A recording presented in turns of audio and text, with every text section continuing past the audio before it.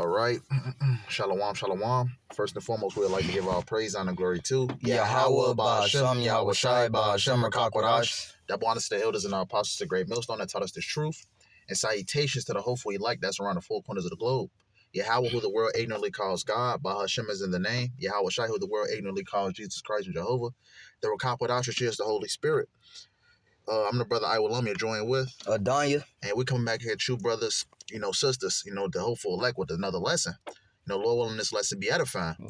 Yeah, Khan, we're going to entitle this lesson, the men of the Lord. How about Shem Yahushua and the men of the Lord is nothing to be played with, Mm-hmm. And we're going to go over a few accounts, why that is. Because what? How about Shem Yahushua, is backing up his men who he set up, Mm-hmm. And the ancient world, during the ancient times and here back today. That's right. Mm-hmm. So this is the book of 1 Samuel 16:4. And it says, and Samuel did that which the Lord spake, and came to Bethlehem, and the elders of the town trembled at his coming, and said, comest thou peacefully? Right? Because the people, when they seen Samuel coming in, the people, knew the power that the men of the Lord had, had. Mm-hmm. They knew they backing what Yahweh Ba'ashem Yahushua. So what? They were afraid. Mm-hmm. Because what? They knew that these men had great power. Yeah. Yeah. Backing them. Yeah, the Lord will destroy a city, just through it with his men, man. Mm-hmm. You know what I'm saying? Just to vindicate his men, man. Just to, establish that, look, I'm dealing with him. You know what I'm saying? Like that account of the fire. Yep. Yeah, we can get that actually. Mm-hmm. What's that? Second. It's that 2 Kings 1, I think. Yeah, Con. 2 Kings. What's that? Yeah, 2 Kings 1-10. Mm-hmm. Con. This the book of 2 Kings, chapter 1, and verse 10.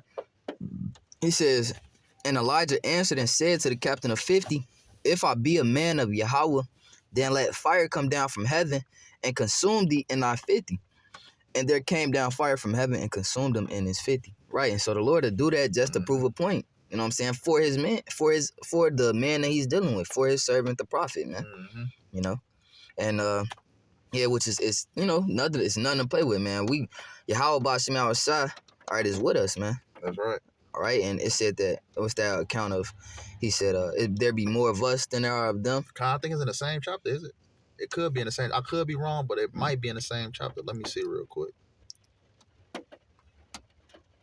That was 2 Kings. That was 2 Kings 1. 10. I don't see it in it. I don't see it. But yeah, it don't take hard for a quick Google search. But pretty much the account. Yeah, Con, I could be wrong. Yeah, Con. The account was, it said that there be more of us than there are of them. And he had to show him like that spirit. He had to give him that spiritual eye. All right, to see the angels, the chariots, you know what I'm saying? All right. We got a full force behind us, man. And an entire army. All right, like that account what they said when they seen they call them African-American extraterrestrials. Yeah, I had seen that video. Yeah, Right. They said it was like 6 foot, like I believe they said 6 to 8 foot tall, so-called, they look like African-Americans. So they was different shades of brown. Yeah, different shades of brown. Exactly right. And that's like the brother Daniel was saying. That's how I back him. Mm-hmm. And it said that they had this look like they had never been conquered before, man. Mm-hmm. All right, and that's the thing. That's the big difference, man. All right, that Yahweh Ba'ashem Yahushua always win, man. He's the Lord of hosts, man. He's the man of war, man. He's that ultimate and supreme being, man. All right, all right. He is the highest of the highest, man. All right, there is no conquering Yahweh Ba'ashem Yahushua. So if you coming up against his men, what? Your ass through, man. Just like they came up against this man, and what? The Lord just sent fire and consumed 50 people at once, man. How big was that fire, man? Yep. Con, just to go to another account, this is the book of 2 Kings 2:23. And it reads, and he went up from thence unto Bethel, and as he was going up by the way, there came forth little children out of the city, right? These little niggas. GMO babies. GMO babies, and mocked him, and said unto him, go up, thou bald head, go up, thou bald head. So they was talking shit against Elisha, They roasting. They basically baking them. Yeah, they baking. That's what roasting was back then. But let's see what happened to these niggas. It says, verse 24, and he turned back and looked on them and cursed them in the name of the Lord Yahweh. And there came forth 2 she-bears out of the wood and tear 42 children of them. Right, so a simple curse, that Elisha brought upon these little ass niggas, and what happened to them? They end up being destroyed. by these she bears, by these as the one of the Lord's four sword judgment, the Wow, teeth bro. of wild beasts. Yeah. Yeah. Yeah. And that's end up what happened because what? They came up against this mighty men of the Lord, Mm-hmm. And the Lord thinks highly of his men, Mm-hmm. who he set up. Mm-hmm. Same thing today. When it's a lot of accounts that brothers, even today have a lot of accounts like when a nigga or a scoffer came up to the camp, he end up getting shot, killed, or whatever the case may be. By somebody else. By somebody else, exactly. You know what I'm saying? Just because the Lord is sanctioning these events, man. Mm-hmm. All right, the Lord, that was how the Lord planned that man's end, man. Yep. He came up against the prophets and lost his life, man. That's right. All right, and that's a faith booster for us, man. That's right. All right, we praise Yahweh Bashim Yahushua that he took that niglet out, man. Yep. All right, fuck him. That's right. And the Lord could do it instantly, or the Lord could do it patiently. Yep. Can we grab that the one with the ball? Yeah, Con, what's that? First Is it Samuel? the first Samuel? Con. You said you wanted to start up for the context, right? Yeah, context. Yep. Let's see. No, this is First Samuel. 1 Samuel 25. Yeah, Con. Let me get that. Yeah, Con. This is the book of 1 Samuel 25, and I'm gonna start at 10. Yeah, Con. This is the book of 1 Samuel 25 and 10. It says, and Nabal answered David's servants. David, King David, is a man of the Lord. A man after the Lord's heart. It says, and Nabal answered David's servants and said, who is David? And who is the son of Jesse? There be many servants nowadays that break away every man from his master, right? This guy Nabal, this prideful nigga Nabal, basically when King David and this man came up for some food, Nabal had food, he was, wealthy, he had certain things, that basically he can spell. What ended up happening? He was very prideful, he was very selfish. Mm-hmm. He was coming up against King David, which is one of the Lord's men. Mm-hmm. And it says, verse Salaki, there be many servants nowadays that break away every man from his master. Shall I take then my bread and my water and my flesh, and I have killed for my sharers, and give it unto men whom I know not whence they be? Right. So you was talking shit. He was talking shit. Like, why do I have to give my shit away to you? That's basically the mentality that this man was coming like into. You said, some selfish ass shit, bro. That's just some nigga shit, man. That's these 2/3, man. Exactly. Mm-hmm. So David's young men turned their way and went again and came and told him all those things. You had something? Mm-hmm. No, I was saying, like after you get that, then we jump down to that 38, cause yeah, for time's sake, verse I'm gonna start at 37. I'm gonna start at 36. It says, and Abigail came to Nabal, and behold, he held a feast in his house, like the feast of a king, and Nabal's heart was merry within him, right? Because he became drunk. He was drinking. It says, for he was very drunken, right? Wherefore she told him nothing less or more until the morning light. It says, verse 37, but it came to pass in the morning when the wine was gone out of Nabal, and his wife had told him these things, that his heart, your heart is your mind, that his heart died within him, and he became as a stone. It says, and it came to pass about 10 days after that, the Lord Yahweh smote Nabal that he died. Right, so the Lord Yahweh Bashim Yahushua killed this man for coming up against King David, for ultimately being selfish towards one of the Lord's men. Being a nigga, man. Being a nigga, yep. It says, verse 39, it says, when David heard that Nabal was dead, he said, blessed be the Lord Yahweh that had pleaded the cause of my reproach from the hand of Nabal. So David pleaded with Yahweh Bashim Yahushua to get rid of this nigga. And what ended up happening? The Lord Yahweh smote this nigga. That's right, bro. It says, it have kept his servant from evil, for the Lord had returned the wickedness of Nabal upon his own head. And David sent and communed with Abigail to take her to him to wife. So ultimately, after Nabal died, Yahweh gave, Nabal,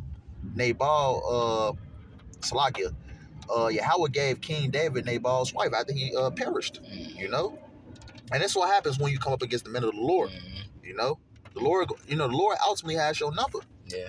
Whether your destruction be speedily or whether your destruction be prolonged for a harsher judgment. Man, I already know that this man Nabal, he was at his height, man. He just a greedy nigga, man.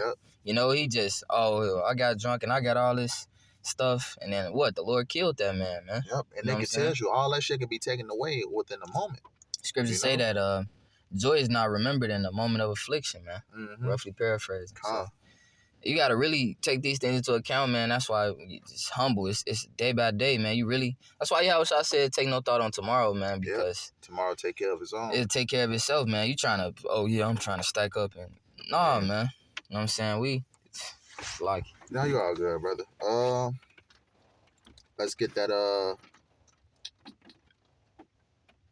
1 Samuel 5 and 6. Let me see.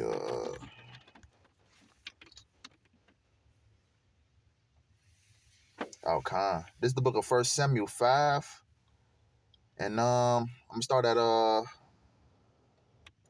this is a heavy chapter.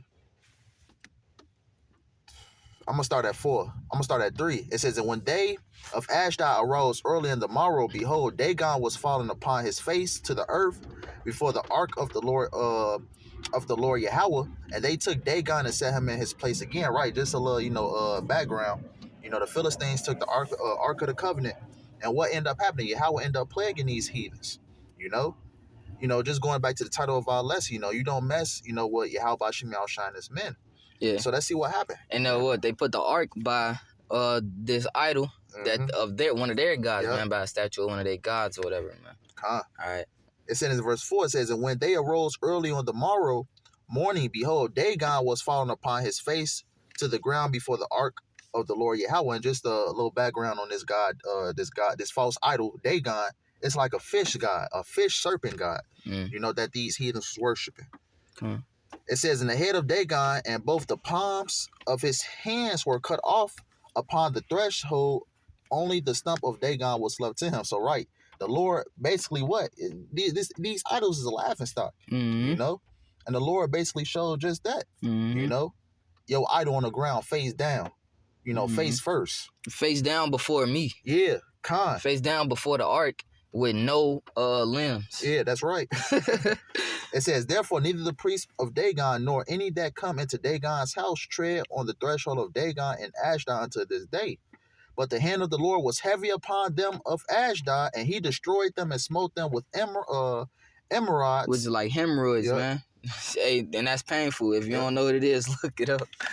Even Ashdod and the coast thereof. Right, so basically the Lord was plaguing these people. Just to go further into the account, just basically for time's sake, ultimately what they end up giving the Ark of the Covenant back, Yeah. Yeah, they end up giving it back like, nah, we don't want it. Right, so this just basically shows you the terror of Yahweh Bashim Yahushua. Not only the terror of Yahweh Bashim Yahushua, but what his men, the power that Yahweh Bashim Yahushua has given to his men, when anybody come up against them, But you hit that 7? Yeah, Khan hit 7 also. Khan. Grab I'm gonna just read it down. Verse 5, it says, therefore neither the priests of Dagon nor any that come into Dagon's house tread on the threshold of Dagon and Ashdod unto this day. It says, but the hand of the Lord Yahweh was heavy upon them of Ashdod, and he destroyed them and smote them with emerods, even Ashdod and the coast thereof. It says that when the men of Ashdod saw that it was so, they said, the ark of the power of Israel shall not abide with us, for his hand is sore upon us and upon Dagon our God. Right, so they was terrified. Yeah, they was terrified. The Lord was basically jacking them up. They was thinking about their idol like, no, we gotta do something good for Dagon. The best thing we can do for their idol is to get the Ark of the Lord away from them, man.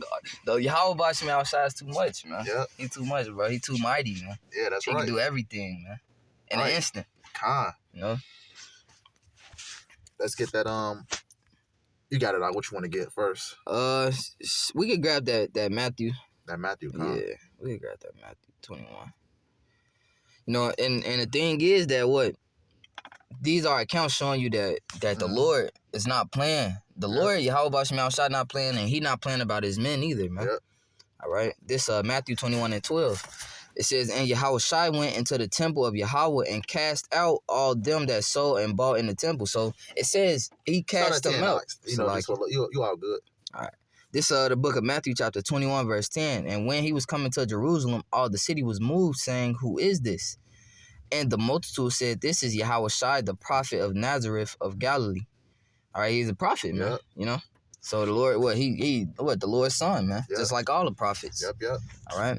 Verse 12, it says, and Yahushua went into the temple of Yahweh and cast out all them that sold and bought in the temple. Right. And that's the thing is that, he cast all of them out, man. Yep. Of their place of business, which, they had turned the truth into just like a money grab, man.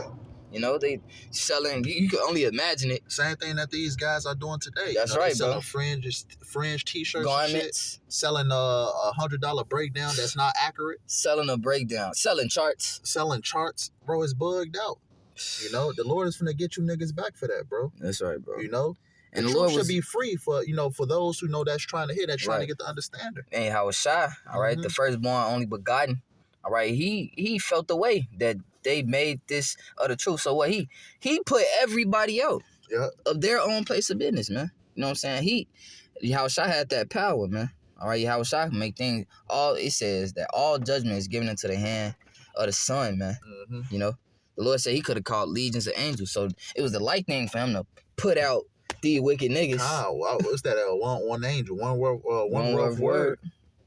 Just basically shows you the power of Yahweh. You know what I'm saying? However, the Lord could have used the force or whatever he wanted to do to cast them out, man. But they had no power, man. That's right. They had no resistance to resist Yahushua, man. I'm charged, bro. It says, Matthew 21:12, and Yahushua went into the temple of Yahweh and cast out all them that sold and bought in the temple, and overthrew the tables of the money changers and the seats of them that sold doves. Right, so he was beating their ass. Yeah, and he cast them out. Yeah, he cast them out. He was beating their ass. He was casting them out. He fucking, man, bro. And it shows you how much the work of Yahweh means to Yahushua. That's right, bro. As the scriptures say, he's about his father's business. Same thing with his men. That righteous indignation. That's that righteous anger that he had for them, man. That's why the Lord sanctioned it that way, man. All right, that's righteous for Yahushua to feel that way and to get rid of you niggas, man. It was righteous for King David to put a curse on that wicked, stingy nigga, man. It was righteous for all of these acts. Was a righteous thing. Why? Because y'all in the wrong. You know what I'm saying? Y'all coming against the man in the truth, the man who in the right. Because Yahweh Shah said so, man. Because the creator of heaven and earth said so, man. It's a scripture that say, that I believe it's either Zechariah 3:8 or Zephaniah 3:8. It says those, those that touch you touch the apple of my eye. Loosely paraphrasing. Yeah. Scripture say it's a righteous thing to recompense them that trouble you, man. Yep. You know what I'm saying? The Lord really love his sons, man. Yep. Especially the ones that's doing this work in truth and in sincerity. Man. Starting with our elders and apostles, on down, that's been doing this work for 20 and 30 plus years. That's right, bro. You think the Lord's gonna let something happen to those great men? Hell no. Come on, bro. Hell no. After you've been laboring so long doing the work, the Lord got you covered. Yeah. It's that hedge about you, man. Like, just speaking to myself personally, man. All right, it's a lot of situations just moving out here in Chicago, man. But the Yahweh Shah really got that hedge about his men, man.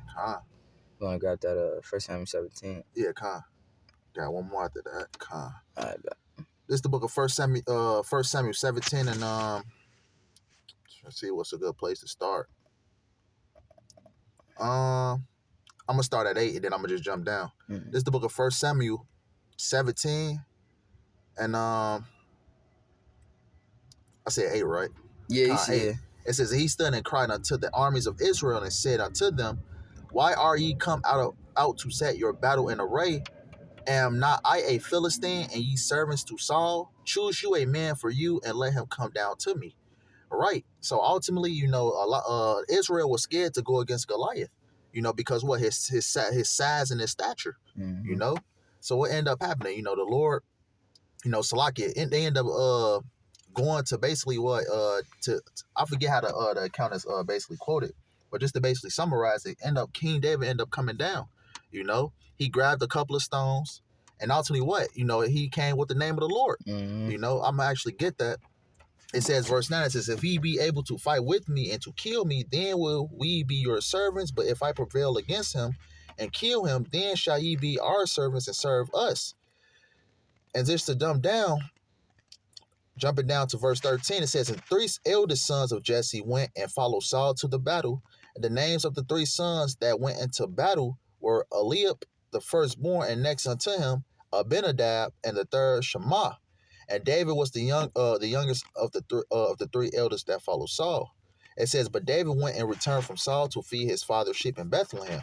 So ultimately, King David ended up coming down to the battlefield. Let's see what happened. Because ultimately, what? Yahweh Shemel Shah was with King David. Mm-hmm. It says, to jump down, let's jump down to verse, let's see. Salakia. It's a heavy chapter. Okay. Let's jump down to verse 36. It says, thy servant slew both the lion and the bear. I'm Salakia 35. It says, I went out after him and smote him. And 34. 34, Salakia. You all good. Verse 34. And David said unto Saul, thy servants kept his father's sheep, and there came a lion and a bear and took a lamb out of the flock. It says, and I went out after him and smote him and delivered it out of his mouth. And when he arose against me, I caught him by his beard and smote him and slew him. Imagine catching a lion by his beard, man. That's how mighty this man of the Lord is, man. Khan. In order to do something like that, the Lord has to be with you. Lord with you, man. Yeah, Khan.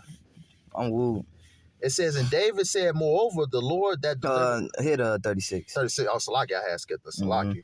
It says, verse 36, says, thy servant slew both the lion and the bear, and this uncircumcised Philistine shall be as one of them, seeing he have defied the armies of the living power. Come on, man. Yahweh of hosts, man. All right, the Lord of armies, man. And right, we talking about how the Lord, is blessing these certain men, in these certain situations, but also the miracles of getting these certain men out of those situations. What's that? I believe it was Daniel and the Lions Den. Mm-hmm. Just to quickly quote wow, man. account. That's faith, man. Yeah, that's faith, exactly. Just to basically quote these different accounts, but just to continue, verse 37, it says, David said, moreover, the Lord Yahweh that delivered me out of the paw of the lion and out of the paw of the bear, he will deliver me out of the hand of the Philistine. And Saul said unto David, go and the Lord Yahweh be with thee. Yeah, and that show you the difference of faith, man. Because what King Saul was the tallest Israelite, man. He was head and shoulders above everyone else. Yeah. He was terrified to go out against Goliath, man. Somebody bigger, stronger than him. And fleshly though. But this show you, and what King David was the shortest out of all his brothers, man. You know what I'm saying? But what that faith, through faith, Yahweh Shemel Shah slew this giant through a young man, man. Yeah. and Saul is the tallest. He the tallest Israelite. Like that show you the difference, man. Like if you got faith, man, brothers. All right, if you got faith, the Lord gonna deal with you, man. The Lord, you gonna. They say that Yahweh Shah said that we gonna do mightier miracles than him, Lord will. You know what I'm saying? Like the Lord actually got that power set up for us. The scripture said, in that day we gonna be the feeble among us is gonna be as David. And that's we were looking forward to that. But just to finish the account, it says verse 38. It says that Saul armed. And that's not even talking about the elect. That's talking about 2/3. Say the feeble among. It say that my servant gonna be as. They say they're gonna be as the powers, man. All right, that word right there is powers, man. It's gonna be they gonna be the Elohim, man.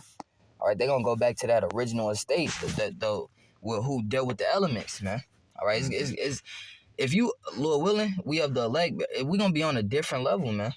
We gonna be as the Most High, man. Yeah, like 1/3. We gonna be just like Yahweh Shah, man. The 1/3, the 144,000, the 1/3 gonna be fucking some shit up out here, and that's what the Lord is dealing with.